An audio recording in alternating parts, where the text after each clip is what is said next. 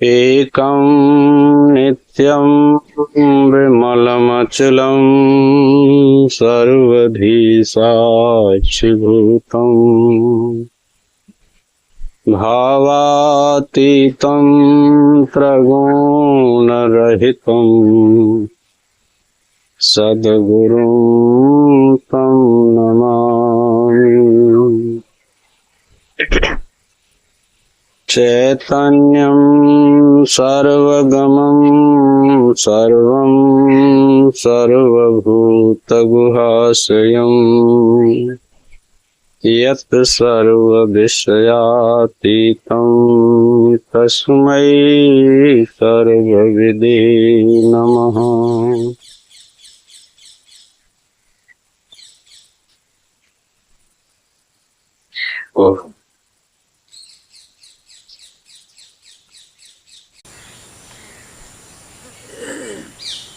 अभ्यंगोन्मदर्श नादर्शम दंत धाव विसेचनम अन्नाद गीत नृत्यादि पर्वण ईश्वरोतान्वहम।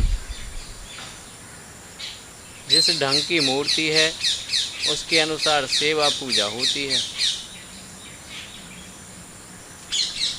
पंडरीनाथ की मूर्ति है तो उसमें रोज उबटन लगा लो, रोज स्नान करा लो। तेल लगाना है, उबटन लगाना है, शीशा दिखाना है, ठाकुर जी को दांत भी धुलाना, समूचे शरीर का स्नान कराना, उसके लिए तरह तरह के भोग लगाना, उनके सामने गाना, उनके सामने नाचना।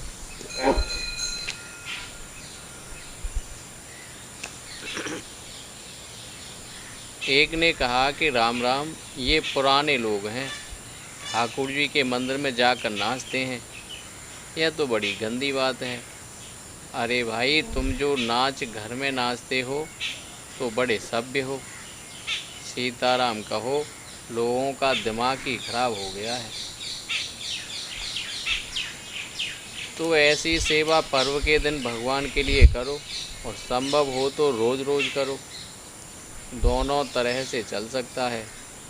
मनुष्य को अपने जीवन की क्रिया ईश्वर में लगानी चाहिए। बस मुख्य बात उन्होंने एक बात कह दी कि किसी भी क्रिया से परमात्मा के साथ अपना संबंध जोड़ो। जप के साथ जोड़ो, कीर्तन के साथ जोड़ो, नाच करके जोड़ो, बैठ करके जोड़ो, खड़े हो करके जोड़ो, यज्ञ के द्वारा जोड़ो, दान के द्वारा, तप के द्वारा, सेवा के द्वारा, उसके साथ किसी प्रकार अपना संबंध जोड़ लो, बस, और कोई बात नहीं। और ये सब सारी क्रियाएं मानसिक क्रिया होती हैं, मन से ही संबंध जोड़ा जाता है और मन इतना शुद्ध हो जाता है कि उसके बिना फिर उसको चैन नहीं पड़ता। जिस क्रिया में आपकी आसक्ति है, जैसे स्नान कराने में आसक्ति है, भगवान का चिंतन करने में आसक्ति है, और कीर्तन करने में आसक्ति है, भोग लगाने में आसक्ति है, उसके बिना फिर रहा ही नहीं जाता। वो सर्वरूप होने से सबको स्वीकार करता है, इसीलिए उसको सर्वज्ञ कहते हैं। कोई ऐसी क्रिया नहीं है जिसके द्वारा परमात्मा प्राप्त न हो, बशर्ते कि अपने चित्त में ही प्रेम होना चाहिए उस क्रिया के प्रति और भगवान के प्रति। ये तक वेदना विहिते कुंडे मेखला गर्त वेद व्यय अग्निमादाय परितः समूहेत पाण नोदितम परितीर्थाय पर्युच्छेद दन्वधाय यथाविधि प्रोक्षणा आसाद्य द्रव्याणि प्रोक्षाग्रो भावयेत माम। अब कहते हैं कि विधि पूर्वक कुंड बनाकर उसकी मेखला, गादी, वेदी सब ठीक बनाना और फिर शास्त्रीय रीति से उसमें अग्नि स्थापित करना और उसका ठीक समोहन कर उसका परिस्तरण करना, पर्युक्षण करके फिर प्रोक्षणी में जल से जल लेकर जितनी सामग्री है उनका प्रोक्षण करना। सबको शुद्ध करना, जितनी सामग्री हवन सामग्री है हवन करने के लिए आप रखते हैं ना, उन सबको रख कर के और उस बर्तन में से सबके ऊपर छींटे लगाने चाहिए मंत्र बोल कर, तो वो शुद्ध हो जाते हैं सभी। ये उनका तात्पर्य है। तो यज्ञ के द्वारा भी परमात्मा को प्राप्त किया जा सकता है। ये तो गीता में ही लिखा है कि वह परमात्मा कहाँ स्थित रहता है कि यज्ञ में, यज्ञम प्रतिष्ठे, यज्ञ में प्रतिष्ठित रहता है। और कोई साक्षात्कार करना चाहता है तो बड़े प्रेम से संयम नियम पूर्वक वो यज्ञ से भी प्राप्त हो जाता है। ये सारी व्यवस्था अपने मन के ऊपर, श्रद्धा के ऊपर, विश्वास के ऊपर रखती हैं। सारी व्यवस्था परमात्मा कितना प्रेम है आपका, उसी क्रिया से वो प्राप्त हो जाएगा। और फिर अग्नि में मेरी भावना करना। प्रज्वलित अग्नि के भीतर भगवान हैं, पर भगवान लकड़ी के बने हुए थोड़े ही हैं। लकड़ी अथवा माटी के बने हों तो जल जाएंगे। वह तो दिव्य चिन्मय भगवान की मूर्ति है और चमक रहे हैं। वो चिन्मय शरीर होता है ना परमात्मा का। अच्छा, यज्ञ से किन किन पुरुषों की उत्पत्ति हुई क्या आप नहीं जानते? द्रौपदी की उत्पत्ति यज्ञ से हुई, धृष्टद्युम्न की उत्पत्ति यज्ञ से हुई। तो जैसी जैसी जिसकी भावना है वह वहीं से प्राप्त हो जाता है। इसका मतलब है कोई भी क्रिया करो वह व्यर्थ नहीं जाती भगवान के लिए, ये तात्पर्य निकला।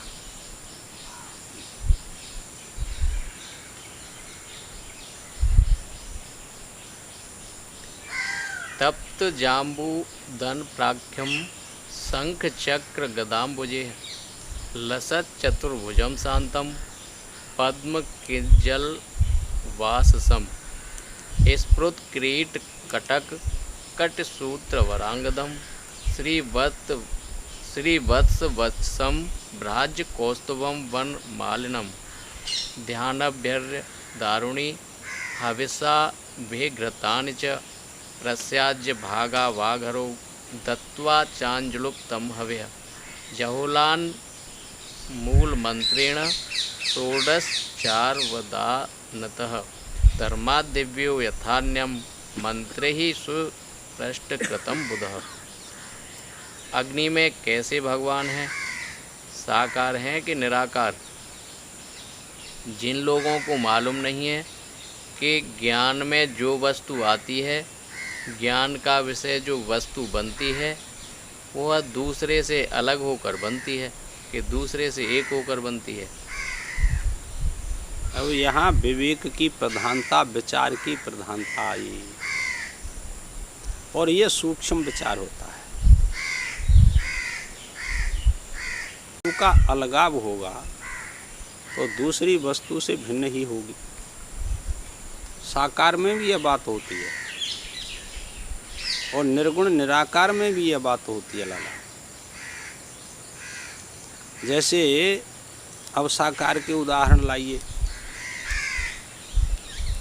ये गंध कैसी है? क्या तत्व गंध के पृथ्वी का गुण है? तो जल से भिन्न होकर के रहता है कि नहीं गंध गुण? और जल में क्या तत्व है कि रस है? तो पृथ्वी से भिन्न होकर के रहता है कि नहीं? रस जल का ही होगा, कहीं प्राप्त होगा आपको तो वो जल का ही रस होगा। और गंध कहीं प्राप्त होगी सुगंधी तो वो पृथ्वी तत्व ही होगा। चाहे पत्ते में से आए, चाहे कपड़े में से आए, चाहे फूल में से आए, एक गंध पृथ्वी ही तत्व होता है। दो प्रकार की पृथ्वी होती है, कार्य कारण भेद से दो प्रकार की होती है। तो वो कहते हैं कि अब यह निर्गुण निराकार जो परमात्मा है, तो उन्होंने एक समझाने के लिए प्रक्रिया बनाई कि अग्नि में जो परम तत्व प्राप्त होगा, परमात्मा प्राप्त होगा, वो कैसा होगा? सगुण साकार होगा कि निर्गुण निराकार होगा? मिट्टी का बना हुआ होगा, कैसा होगा वो?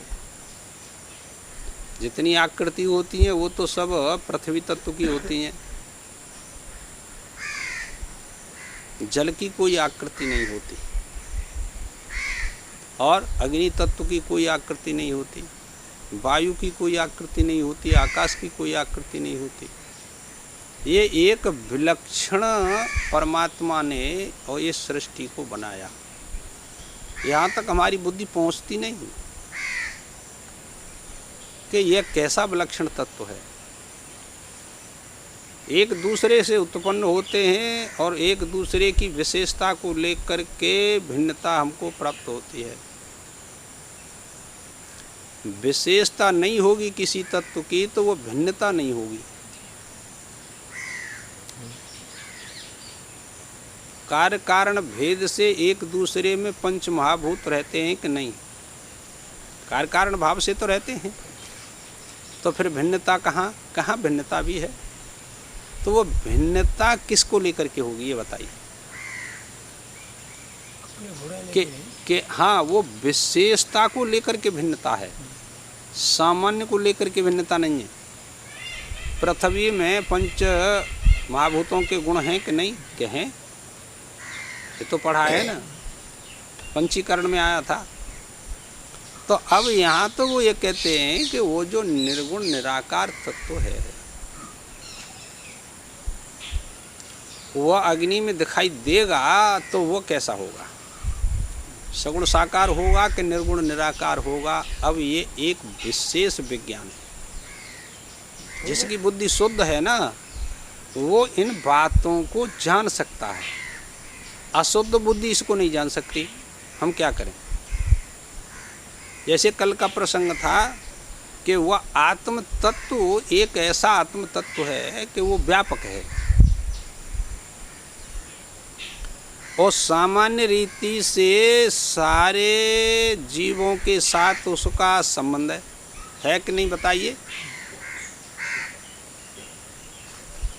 जितने अंतःकरण हैं जीवों के, सबके साथ उस आत्म तत्व का संबंध है कि नहीं?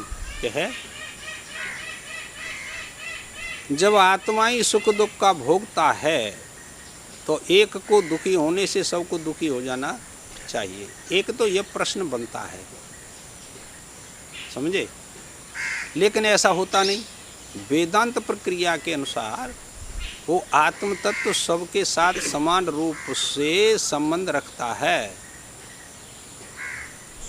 लेकिन एक को सुखी होने से दूसरा सुखी नहीं होता, एक के दुखी होने से दूसरा दुखी नहीं होता।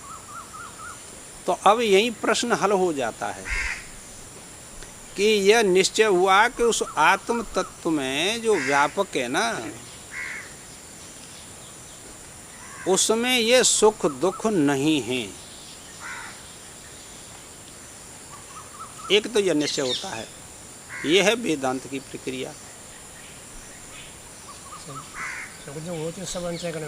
एक जैसा होता, एक को होने से सबको होते। एक बात। दूसरी बात यह है कि वह जो व्यापक आत्मा है,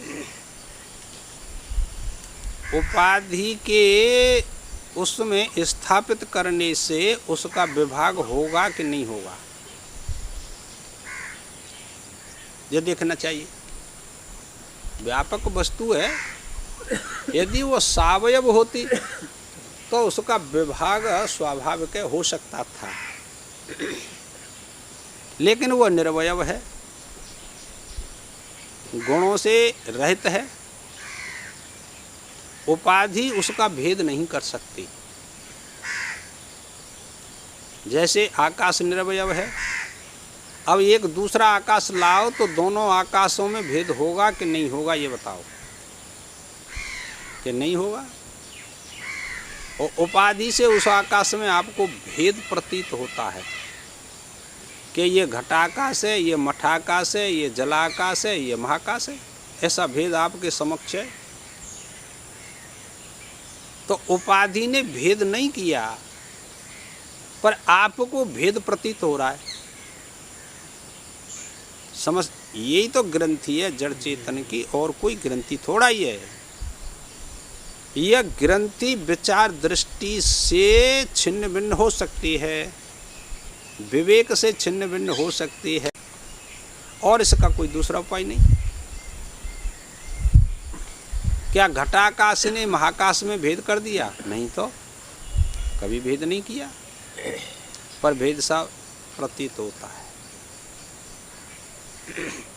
जो भेद मानते हैं, देखिए भगवान कृष्ण ने गीता में क्या लिखा इस भेद के विषय में, अविभक्तम च भूतेषु विभक्तमेव च स्थितम भूतभ्यत्र च तज्ज्ञेयम ग्रसाशनु प्रभु विष्णु च।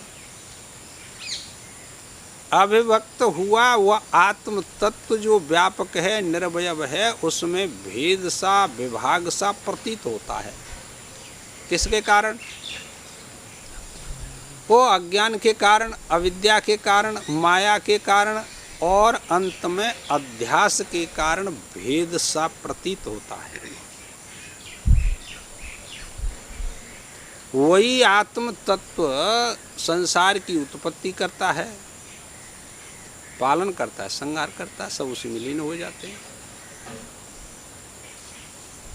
ये प्रक्रिया वेदांत की है। इसके बिना आपकी जो ग्रंथि है ना, आप सुबह से शाम तक और तीर्थ यात्रा करते रहें, जितने तीर्थ हैं इस संसार में सबका आप जो है अवलोकन कर लें, दर्शन कर लें, तो उनका पुण्य फल तो प्राप्त होता है सबको, लेकिन यह ग्रंथि बनी रहती है। इस ग्रंथि का छेदन भेदन तो इस वेदांत प्रक्रिया आत्मज्ञान से ही होगा, अन्यथा नहीं होगा। ये बहुत बड़ी समस्या है आप लोगों के सामने और संसार के सामने कि जो यथार्थ ज्ञान है, यथार्थ तत्व है, उसको जानने की जिज्ञासा ही उत्पन्न नहीं होती आप में। क्या किया जाए? उसी को कह रहे हैं। अब अग्नि में वह मूर्ति उत्पन्न होगी तो वो कैसी होगी? लकड़ी की होगी तो जल जाएगी, मिट्टी की होगी तो वो भी जल जाएगी, बिखर जाएगी। तो वो कैसी है, उसका वो निरूपण कर, उन्होंने कह दिया वो चिद्रूप है और उसी को दिखाई देती है। जिसने अनुष्ठान किया है, जिसका प्रेम है, उसको दिखाई देगी, सबको दिखाई थोड़ा ही देती है।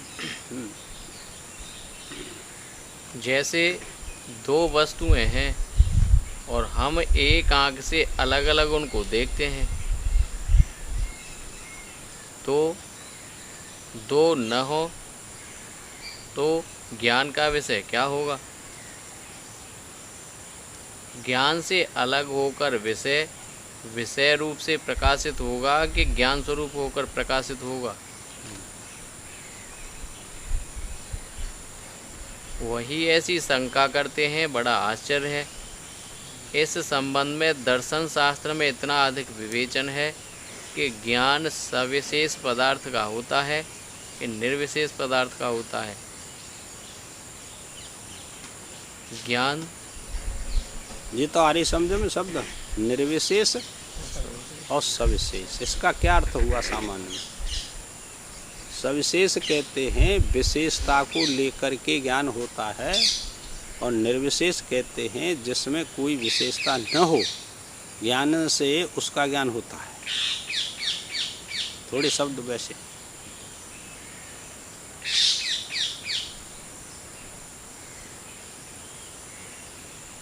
ज्ञान सविषय होता है कि निर्विषय होता है? अनेक अनेक विचार हैं। अगर तुम्हारे ज्ञान में कोई चीज़ आएगी तो उसका कोई आकार फुरेगा कि नहीं फुरेगा? ज्ञान में चीज़ आए और कोई आकार न फुरे तो या तो तुम सो रहे थे या तुमको अभी मालूम ही नहीं है कि ज्ञान क्या होता है।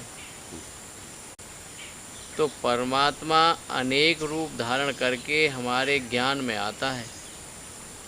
ज्ञान माने हमारी बुद्धि में आता है। जैसा आपका संकल्प है ना, वो वस्तु आपको उसी प्रकार की दिखाई देगी। आप ऐसा तो कह नहीं सकते कि वो ऐसा नहीं बन सकता है, क्योंकि वो सर्वसमर्थवान है। ये इसमें बड़े बड़े चक्कर खा जाते हैं लोग। लेकिन साधक इनकी तरफ ध्यान नहीं देता। उसका तो जो इष्ट है ना, उसी का मनन चिंतन श्रवण सब उसी का करेगा। वो सर्वसमर्थ है, उसी को उसी रूप में वो दर्शन देता है, उसके कार्य भी करता है, सारी व्यवस्था है।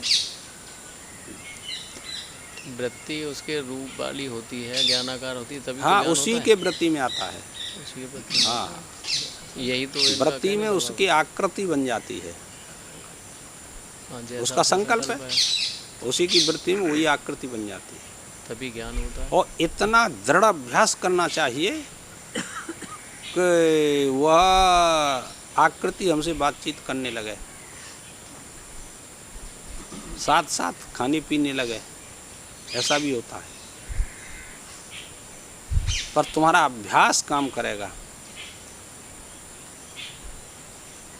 असंशयम महाबाहो मनो दुनिग्रह चलम अभ्यासेन तो कौन्तेय वैराग्येण च गृह्यते। भगवान ने कह दिया, अभ्यास और वैराग्य से तो मुझको प्राप्त कर सकता है। अभ्यास कोई करता है तो बिना वैराग्य के पूर्ण अभ्यास नहीं हुआ करता। वैराग्य होगा तो अभ्यास आपका पूरा होगा, और बिना वैराग्य के अभ्यास अधूरा ही रहता है। संसार के भोगों को हम भोगते रहें और भजन भी करते रहें और परमात्मा की इच्छा भी है कि हमको प्राप्त हो, तो आपका अभ्यास अधूरा है, अंधा है, ऐसा समझना चाहिए। जिस काल में आप भजन करने बैठे ना, यज्ञ करने बैठे, कीर्तन करने, उस समय संसार की बातों को आप भूल जाइए। जिस क्रिया को आप करते हैं परमात्मा के लिए, वैराग्य को ओढ़ लेना चाहिए। वैराग्य वृत्ति में होता है, मन में होता है, बुद्धि में होता है। वैराग्य से संपन्न होकर के ही भजन ध्यान करना चाहिए, यज्ञ कीर्तन सभी करनी चाहिए। बिना वैराग्य के नहीं, तो आप सफलता जल्दी मिल जाती है। तो परमात्मा अनेक रूप धारण करके हमारे ज्ञान में आता है। कैसे? हमारे हृदय में जो संस्कार की वस्तुओं का राग भरा पड़ा है, उस राग को मिटाकर वैराग्य देने के लिए वह रागास्पद बनकर हमारे हृदय में आता है, प्रेमास्पद बनकर हमारे हृदय में आता है।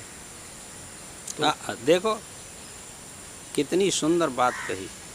कूट कूट करके संसार का राग और द्वेष बैठा हुआ है। जब हम वैराग्य को सामने रखकर वृत्ति में और उसका भजन ध्यान करेंगे, ज्ञान प्राप्त करेंगे, तो अपने स्वरूप को वो हमारे हृदय में ही अभिव्यक्त कर देता है।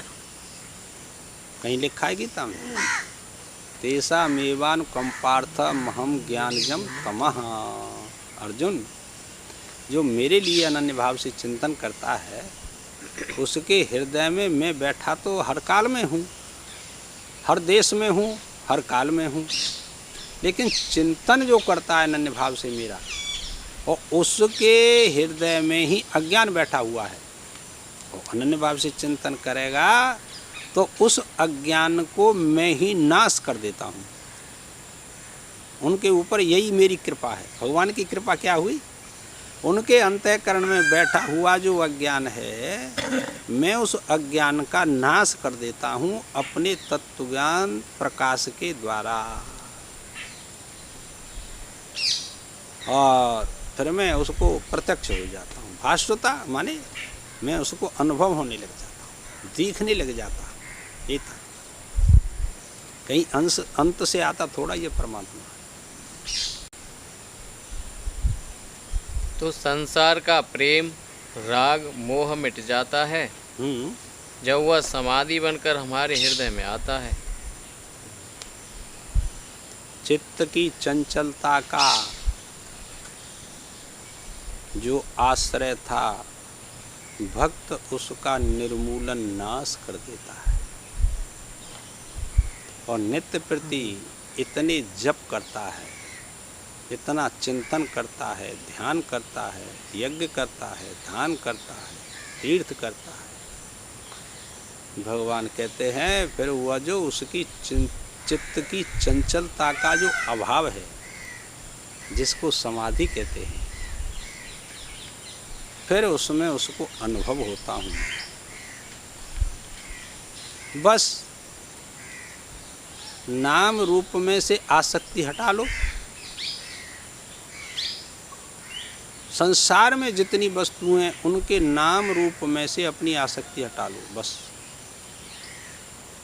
तो यह क्या है कि इसको सम शब्द का अर्थ कहते हैं। और यही ज्ञान आपको विदेह मुक्ति से जोड़ता है।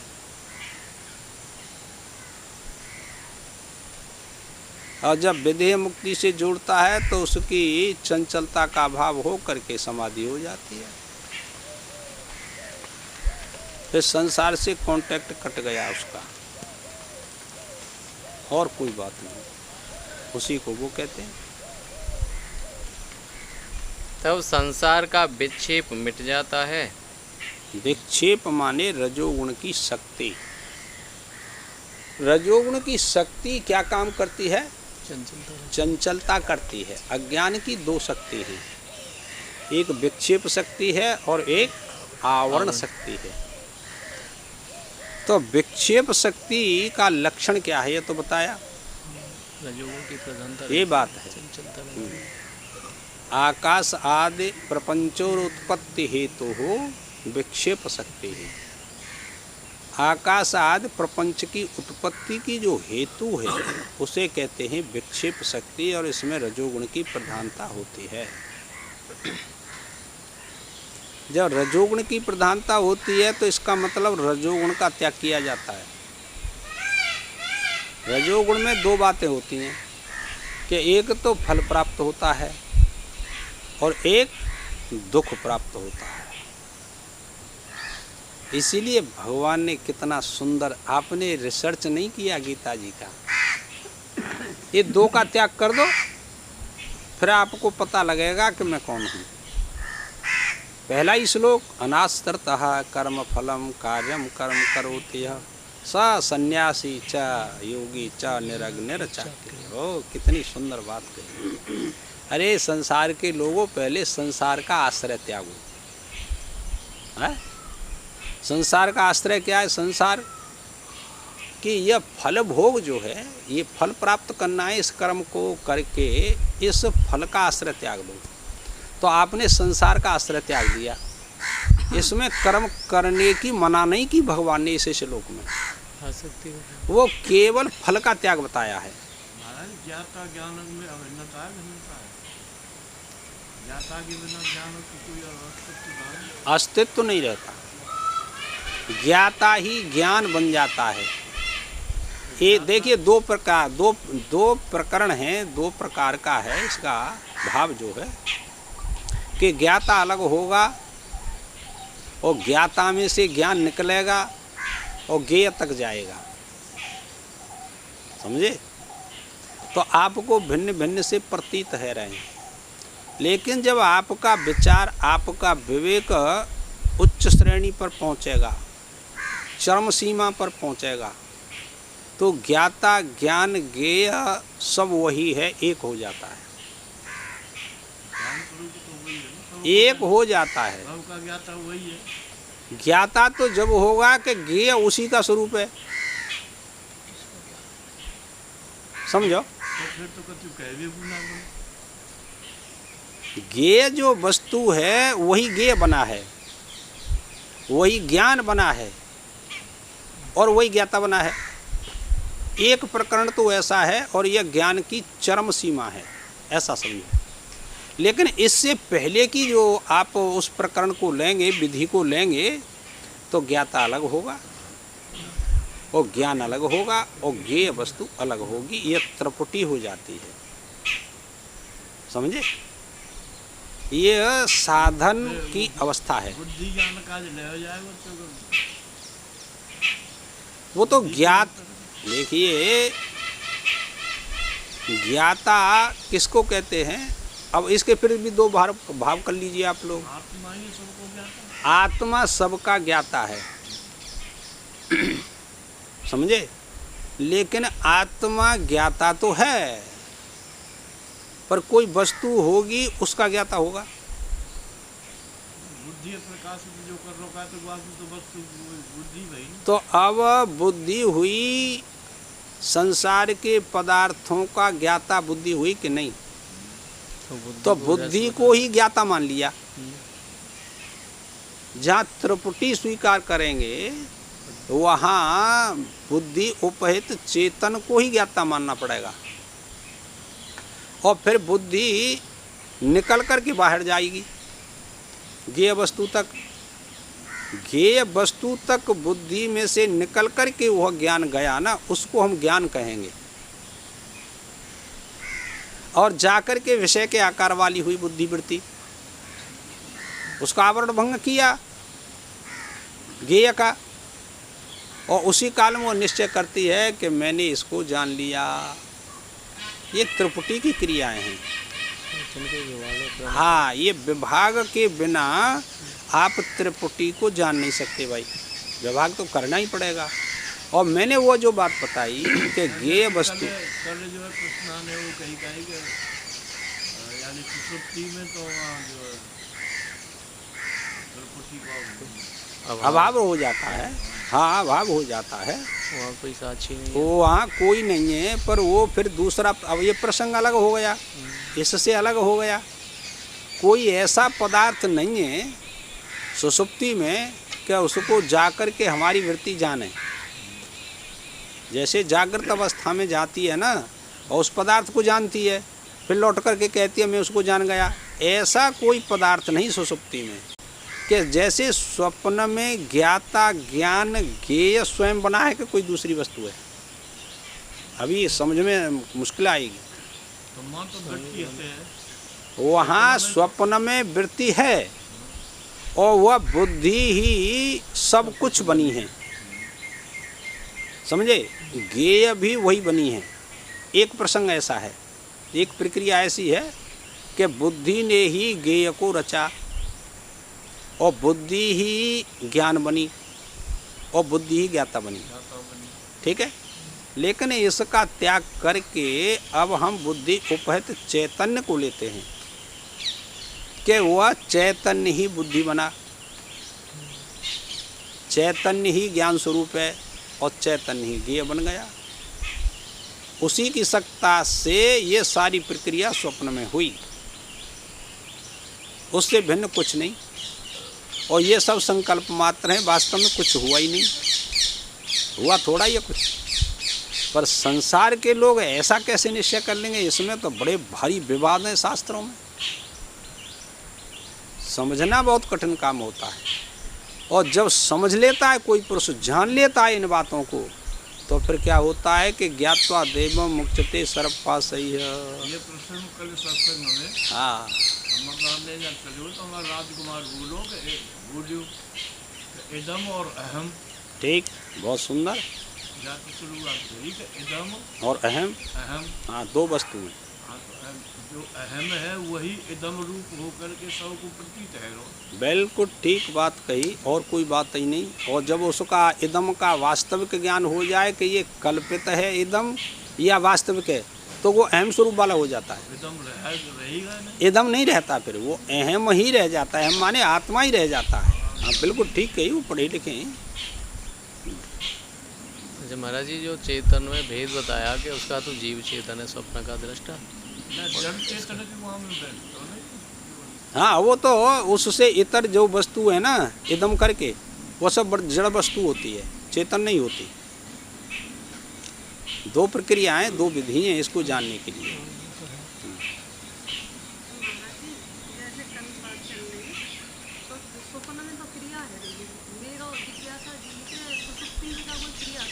सुसुप्ति में देखिए, सूक्ष्म रूप से मैंने क्रिया बताई आपको। सूक्ष्म क्रिया हो रही है कि नहीं?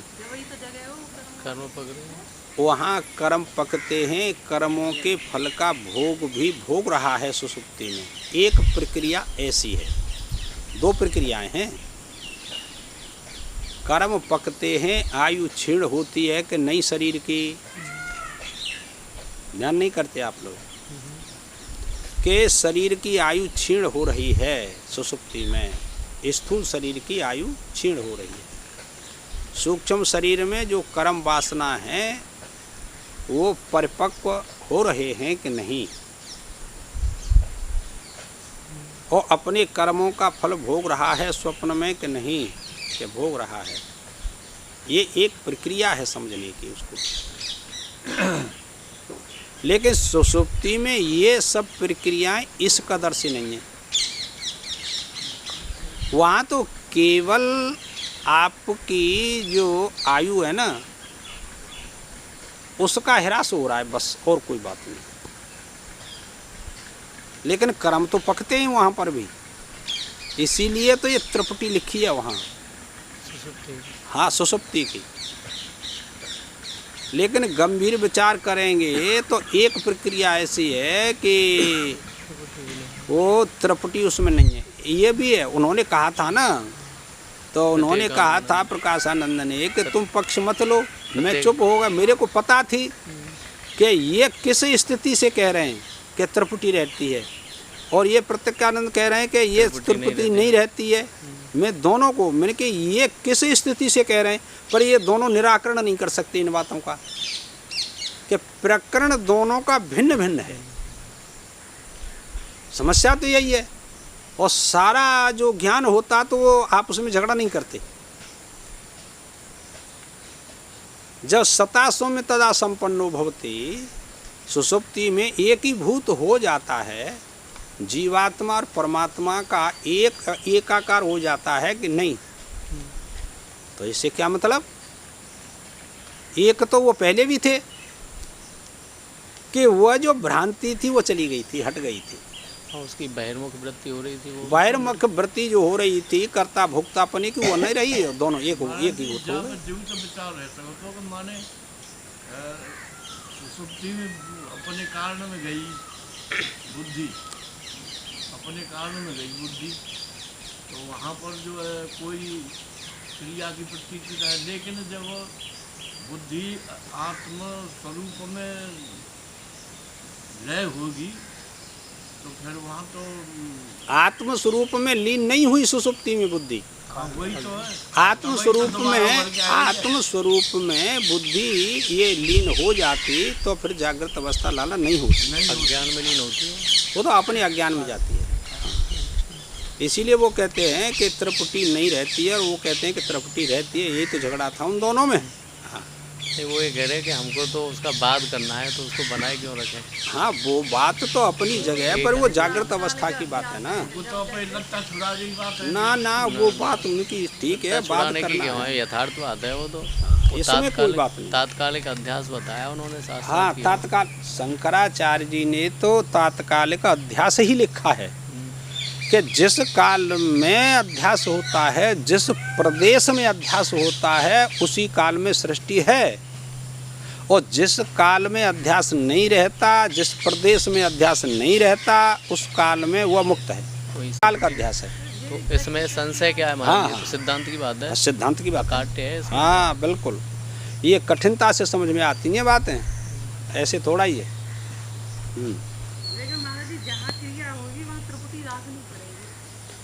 हाँ, त्रिपुटी रहती है। त्रिपुटी भी सूक्ष्म शरीर और स्थूल शरीर और कर्म, इन सब का भिन्न भिन्न ज्ञान करना पड़ेगा आपको। अच्छा, आप सुषुप्ति में घोर में चले गए, हाँ संस्कार रहते, त्रिपुटी रहती है, पर अब हम उसको देखते हैं कि सुषुप्ति अवस्था में और त्रिपुटी नहीं है, ऐसा माने हम। सारी व्यवस्था लिखी है शास्त्र में, तो त्रिपुटी नहीं है कि नहीं है त्रिपुटी, ठीक है ना। अच्छा, तो अब त्रिपुटी तो नहीं है, पर कर्मों का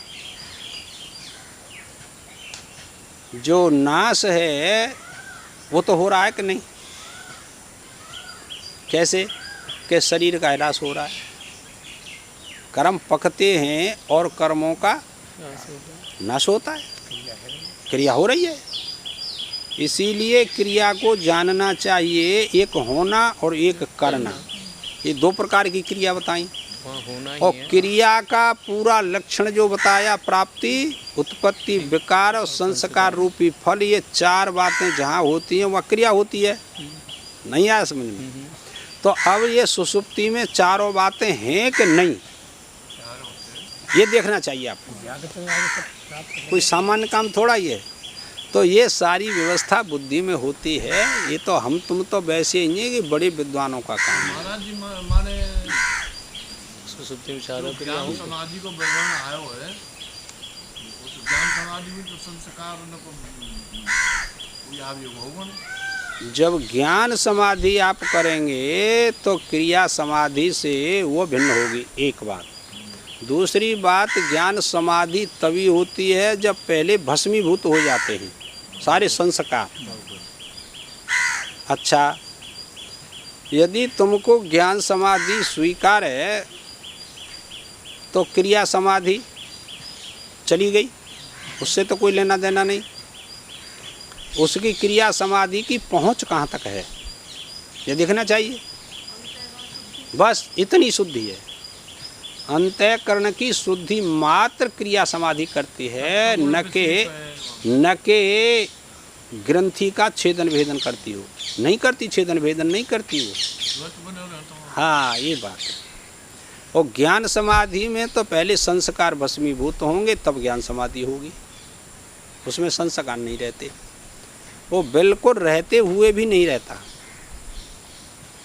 जैसे 8 साधन क्रिया समाधि के दे दे, यम नियम आदि, वो तो क्रिया समाधि ऐसे के 8 साथ। साधन ज्ञान समाधि के दे दे। हाँ, ज्ञान समाधि के। विवेक वैरागी और अमानित तो अवदम में तो महिंसा क्षांतरार्जव, ये ज्ञान समाधि के साधन हैं।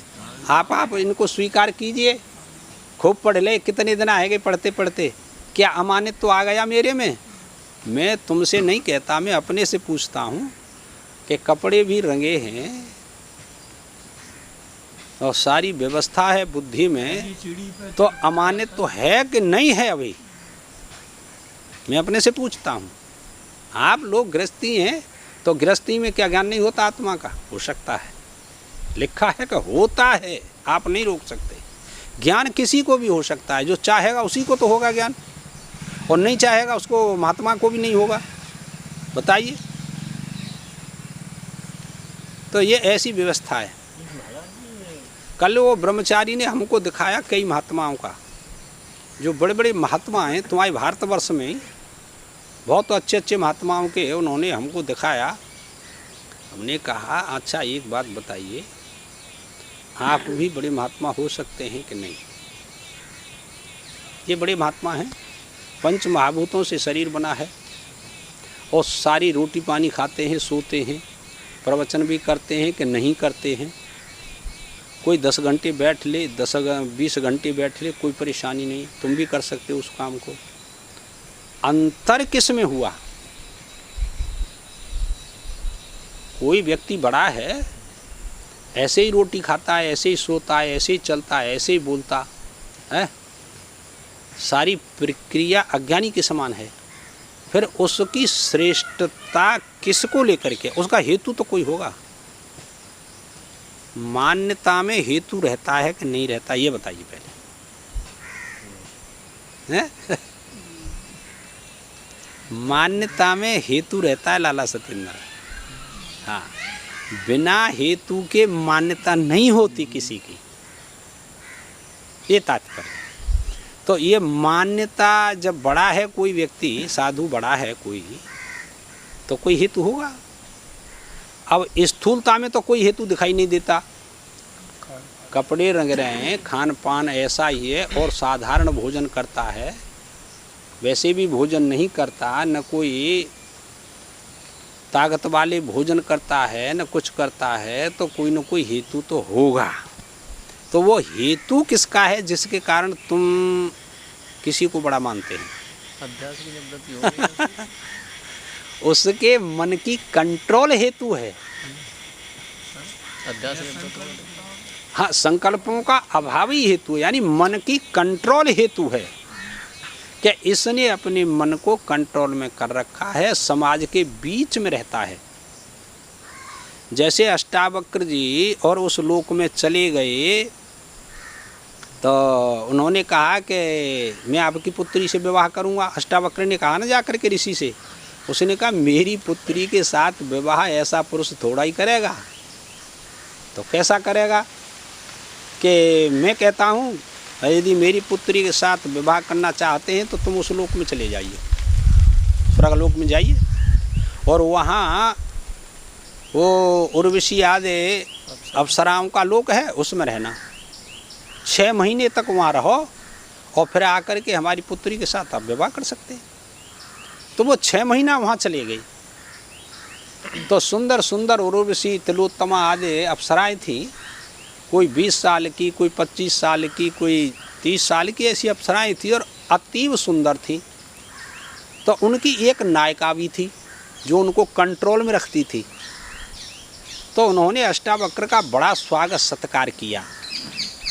आइए ब्रह्मचारी थे, काले टेढ़े मेढ़े, लेकिन उनको पता थी अष्टावक्र का ऐश्वर्य श्रवण कर रखा था कि वो अष्टावक्र ऐसा ऋषि है, हमको कभी दर्शन होगा कि नहीं होगा, समझे। पर आज तो उनके वहाँ पहुँची गई महलों में, बड़ा स्वागत सत्कार किया। 6 महीने तक रहे, सभी चारों ओर से घेर करके बैठ जाती, पर उनको कोई विकार उत्पन्न नहीं हुआ। जब चलने लगे, 3 दिन बाकी रहे, तो उनके पलंग पर अब सोती हैं। जो नायिका थी वो सबसे सुंदर थी, ज्ञानवान थी। उसने देखा कि अब ये जाएगा, 3 दिन बाकी हैं इसके, देखें इसको, तो पास सोती रहती, उनको कोई प्रयोजन नहीं था। तो अब देखिए कि वह हेतु बना के नहीं बना है। विवाह का हेतु क्या हुआ बताइए। शरीर तो कुरूप है, लेकिन हेतु क्या हुआ विवाह करने में ऋषि की कन्या के साथ में? क्या उसका मन का जो कंट्रोल था वो इतना बड़ा कंट्रोल था कि स्वप्न में भी वो उत्पत्ति नहीं होती। क्या पतिव्रता का लक्षण नहीं पढ़ा? पतिव्रता जो स्त्रियां होती हैं ना, वो स्वप्न में अन्य पुरुष का भी दर्शन नहीं करती। खोपड़ी को सही कर ले, ठीक बिल्कुल आई समझ में, जो उत्तम श्रेणी की होती हैं। ऐसे ही बेटा पुरुष होते हैं जो पतिव्रता पुरुष होते हैं ना, स्वप्न में भी किसी स्त्री का स्पर्श तक नहीं करते। दोनों की एक क्रिया है, 2 क्रियाएं नहीं। तो हेतु क्या बना? मन की कंट्रोल। तो इस आत्मज्ञान का हेतु क्या बनेगा? सम बनेगा कि नहीं? अभी बताया था, नाम रूप में आसक्त न होना ही सम शब्द का अर्थ है, और यही विदेह मुक्ति से हमको यह ज्ञान जोड़ता है, जिसको सम्यक ज्ञान कहते हैं। दूसरे शब्दों में इसको सम्यक ज्ञान भी कहते हैं। ऊपर से कुछ क्रिया होती है, लेकिन भीतर मन में यह संकल्प ही न हो, वही हेतु होता है कल्याण में। इसीलिए भगवान ने कहा अनाश्रिता। अरे संसार के आश्रय से रहित हो जा अर्जुन, क्या कर्म करके फल प्राप्त करूंगा? कर्म तो कर, तू कर्म करता रहे, फल का आश्रय छोड़ दे तो संसार में जन्म नहीं होगा, तेरा का आत्मज्ञान हो जाएगा, बस छुट्टी हो। ये तात्पर्य। जब वह समाधि बनकर हमारे हृदय में आता है तब संसार का विक्षेप मिट जाता है। जब अब वह आत्मा बनकर समाधि बनकर के हमारे हृदय में आता है तो समाधि के 2 लक्षण बताए। कौन सी समाधि बनकर के आएगा? प्रश्न उठ गया। गीता पढ़िए, गीता की समाधि बता पहले।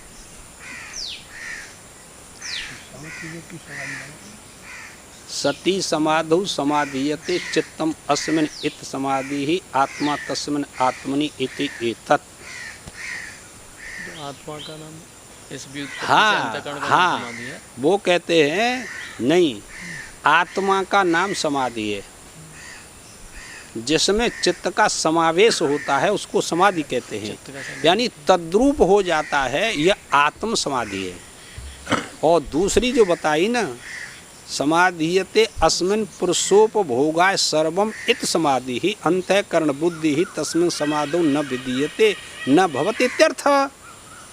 उसके उपभोग के लिए हाँ, जीव के उपभोग के लिए जो स्थापित किया जाता है गर्भावस्था में, जितना आपने कर्म किया है पूर्व जन्म में, समझे, और गर्भ में आ गए, और जब संपूर्ण इंद्रियां निकल आती हैं, गोलक पूरे बन करके तैयार हो जाते हैं गर्भ अवस्था में, आँख नाक मुख हाथ पेट सब बन करके तैयार हो गए, उसकी बुद्धि में, जिसको विधात्री कहते हैं अर्थात परमात्मा अर्थात माया, कुछ भी कह सकते हैं, उसकी बुद्धि में ऐड कर जाती है कि इतना तेरे को उपभोग मिलेगा, सुख मिलेगा, दुख मिलेगा, वैभव मिलेगा, नौकरी मिलेगी, बच्चे भी मिलेंगे, स्थान भी मिलेगा रहने के लिए, वो सारी व्यवस्था हो जाती है। उसको भी समाधि कहते हैं। ये अर्थ किया, पढ़ते नहीं ना गीता का। इस भागवत में संप्रज्ञात और असंप्रज्ञात समाधि होती है, इसमें लिखा है। एक संप्रज्ञात होती है और एक असंप्रज्ञात होती है, समझे। संप्रज्ञात समाधि साधन रूपा होती है और असंप्रज्ञात फल रूपा होती है। ये भागवत की समाधियों के नाम हैं, ऐसे नहीं समझना। जब वह आत्मा बनकर हमारे हृदय में प्रकट होता है, हाँ, अनुभूति होने, पेट में दर्द हो रहा है, दिख रहा है आपको कि नहीं? दर्द हो पेट में, शरीर में कहीं, तो आपको दिखता है? नहीं दिखता है, लेकिन दिखता तो है। पर वो किससे दिख रहा है? आपको ज्ञान नेत्रों से दिख रहा है। आपकी बुद्धि, आपका मन, आपका चित्त, आपकी वृत्ति अनुभव कर रही है कि मेरे यहाँ दर्द हो रहा है, यहाँ इस जगह दर्द हो रहा है। ऐसे ही जब शुद्ध अंतःकरण होता है ना, तो जैसे भूख प्यास अनुभव होती है, उसी प्रकार से यह ज्ञान समाधि भी अनुभव होने लगती है। ऐसे नहीं समझना, ये चंचलता से प्राप्त नहीं होती कि मेरी बातें सब श्रेष्ठ माने। ऐसा आग्रह छोड़ दो, सत्संग में खूब जाओ, पर ऐसा आग्रह छोड़ दो कि सब मेरी माने। अरे कोई ना मानो मत मानो, तुम अपनी बातें क्यों, अपना अभ्यास करो। आपका अभ्यास है, क्या नुकसान है? रहो, हमको अपने से लेना देना कि संसार से। जाको अभ्यास कर लो है, चित्त उससे अन्यत्र हो जाए, हम ना कट वही अभ्यास हो, तो और क्या अभ्यास होता है? अभ्यास हो जितना गहरा होगा उतना ही होगा। ये आप लोगों की मर्जी है। हमारी आत्म समाधि तो राग द्वेषों की निवृत्ति करती है, हमारे यहाँ ज्ञान समाधि है, क्रिया समाधि नहीं।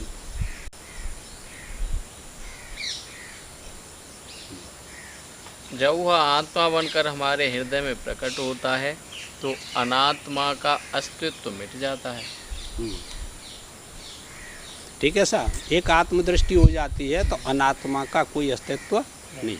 अरे सब संकल्प मात्र सृष्टि है, फिर तो उसमें आप फंसे क्यों हैं?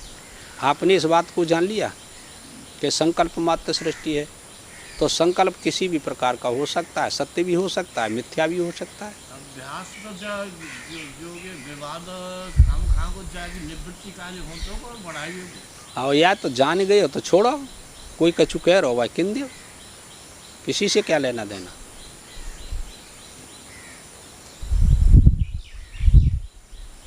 तो ब्रह्मात्मिक ज्ञान तब कहते हैं जब ब्रह्म और आत्मा की एकता का ज्ञान प्रकट होता है, उसी को ज्ञान समाधि कहते हैं। ये तात्पर्य निकला। वह परमात्मा का ही स्वरूप है। और जब संसारी दृश्याकारों को छोड़कर प्रकट होता है तो उसको निरोध समाधि बोलते हैं। देखिए समस्या ये कि आप लोगों के सामने, और जितने पढ़े लिखे हैं ना, बड़े बड़े भारी पढ़े लिखे हैं, तो वो बेचारे परेशान हैं कि पैसा सब पर्याप्त है, पैसा मिलता है, नौकरी करते हैं, पैसा खूब मिलता है, पर वो परेशान है। हमने पूछा आप परेशान क्यों हैं? कि ऐसा समझो पैसा तो महाराज खूब मिलता है, बच्चे भी ठीक हैं, पर अधिकारी परेशान करते हैं। चाहे किसी को अधिकारी परेशान करे, चाहे बच्चे परेशान करें, चाहे कुनबा वाले परेशान करें, कोई भी परेशान करे संसार में आपको या किसी को, इसका मतलब है कि संसार के पदार्थों से आप स्थायी सुख प्राप्त चाहते हैं, ये तो तात्पर्य निकलेगा। और संसार का पदार्थ कोई स्थायी आपको सुख दे ही नहीं सकता। और हमारी जिज्ञासा है कि हमको सुख प्राप्त हो इनसे और निरंतर सुख प्राप्त हो इस वस्तु से। बस यही आप में अज्ञान है, यही भ्रांति है, यही माया को लेकर के बैठे हैं आप लोग। हो ही नहीं सकता ऐसा कि संसार में आप सुखी रह सकें संसार के पदार्थों को प्राप्त करके। वह तो तुम उसको स्थायी रखना चाहते हो संसार के पदार्थों को कि ऐसे ही बने रहें। तो इसका मतलब प्रभु के ऊपर आप शासन करना चाहते हैं। उसने बनाया है कि यह सुख नहीं देगा संसार का कोई पदार्थ, इनमें नहीं फंस जाना, इनके त्याग से सुख मिलेगा, ग्रहण से नहीं। अभी बताया फलाश्रय का त्याग कर दो आपको सुख मिल गया, बस और कोई बात नहीं। अरे ज़्यादा ड्यूटी लगती है आपकी, परेशान करते हैं तो उसमें परेशानी क्यों मानते हैं आप लोग, बताइए। करते रहिए। आप क्या चाहते हैं उनको परेशानी मान करके? यह चाहते हैं कि सुख से अपने घर रहें, कम ड्यूटी मिले और कम परेशानी आना जाना हो। यह बात आपकी बुद्धि में बैठी हुई है। आरोप दे रहे दूसरे काम करवा, तो आप कभी सुखी नहीं हो सकते। समस्या तो यही है और ये समझ में नहीं आती बातें।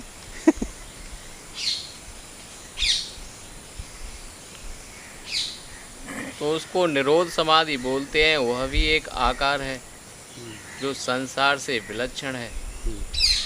जब हमारे प्रियतम का आकार लेकर हमारे हृदय में प्रकट होता है परमेश्वर, तब संसार में जो हमारी प्रियता बिखर गई है वह उससे जुड़ जाती है। सारी प्रियता संसार के स्त्री पुत्र धन भाई बंधु कुटुंब सबसे प्रियता सिमट करके अपने भीतर जो दर्शन हो रहा है भगवान का, उससे जुड़ जाती है। हृदय चतुर्भुज रूप दिखावा, हृदय में चतुर्भुज स्वरूप दिखाया किसको? सुतीक्षण को। नहीं पढ़ा आपने? रामायण में पढ़ा है। तो वो तो मग्न हो रहा था, सारी प्रियता संसार की लेकर के भगवान के चरणों में लगा दी कि अब तुम ही हो। वो भगवान बाहर खड़े हैं वृक्ष की ओटक में, सीताराम लक्ष्मण। बहुत टाइम हो गया खड़े खड़े कि यह कब समाधि खोले, पर उनको तो भीतर ही आनंद आ रहा था चतुर्भुज स्वरूप का, तो समाधि क्यों खोलने लगा? भगवान ने कहा अब नहीं, कब तक प्रतीक्षा करेंगे, ये तो आनंद ले रहा है हमारा ही। तो भगवान ने उसके रूप को हटा दिया, खींच लिया। भगवान सर्वशक्तिमान है। और जो रूप हटा हृदय में से तो व्याकुल हुआ कि वो कहाँ चला गया। मेरे को बड़ा आनंद आ रहा था देखते देखते। देखा तो वृक्ष की ओटक में तीनों खड़े। ओ लम्बलेट हो गया कि प्रभु के चलो कोई बात नहीं। वो आनंद अलौकिक होता है। तो जीवन को समर्पण हो परमात्मा का। हाँ, पूरा समर्पण हो जाता है। अपनी कुछ रखो ही मत गांठ की, फिर किसी को काय वो कोई मतलब ही ना है। तब संसार में जो हमारी प्रियता बिखर गई है वह उससे जुड़ जाती है। तब उसके सिवाय दूसरी कोई चीज़ हमें नहीं चाहिए। बस ठीक। बोलो सद्गुरुदेव भगवान। ओम पूर्णमदः पूर्णमिदं पूर्णात् पूर्णमुदच्यते पूर्णस्य पूर्णमादाय पूर्णमेवावशिष्यते। ओम शांति शांति शांति।